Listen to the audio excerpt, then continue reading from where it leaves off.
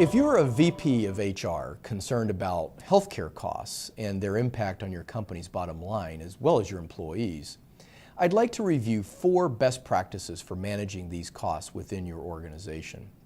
These come from human resource professionals in the top quartile best practices companies. The first best practice we see is not accepting an early renewal from your benefits provider.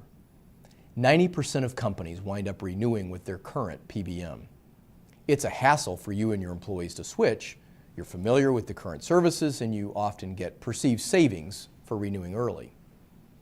Your PBM understands this also, and they understand your reluctance to switch, as well as their own costs and risks at having to rebid for your business.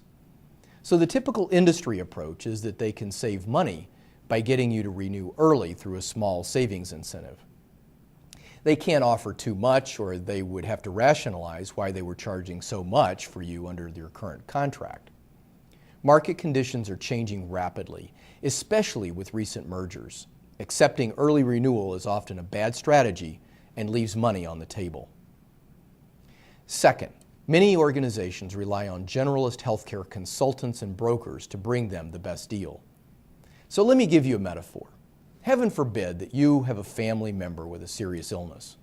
Would you rely on your general practitioner or go to a specialist? So why would you do anything different for your business? This doesn't mean you replace your current consultant, but best practice companies augment their generalist consultant with a specialist. You can click a link associated with this video to see a list of criteria that you can use to determine if your consultant meets the specialist qualification. Third, we strongly recommend and find best practice companies avoiding scope creep between RFP acceptance and the contracting process. An RFP bid is not a contract, it's a proposal.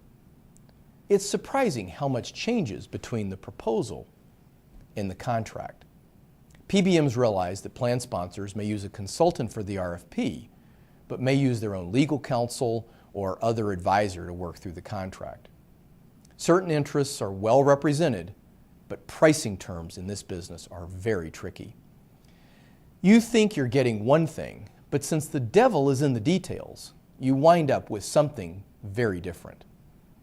The easiest way to overcome this disadvantage is to use a pharmacy benefits specialist who can assure that the terms of the RFP response are remaining in the contract and that the PBM is legally obligated to meet them through the contract requirements that are built into the RFP.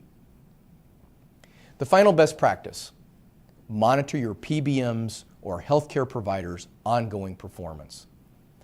It surprises us that many companies don't know how their current PBM is performing compared to the terms that they're contracted for. Their primary source of information is what their PBM tells them.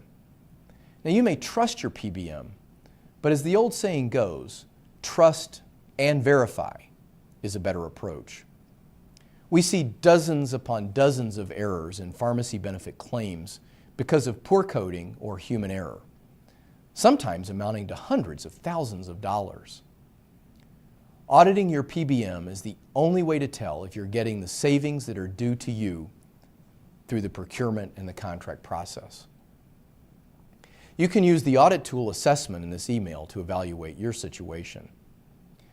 Please feel free to use a number of tools on this page to help you assess your particular circumstances and to learn more. Thanks so much for listening. Do great things for your employees and have a profitable year.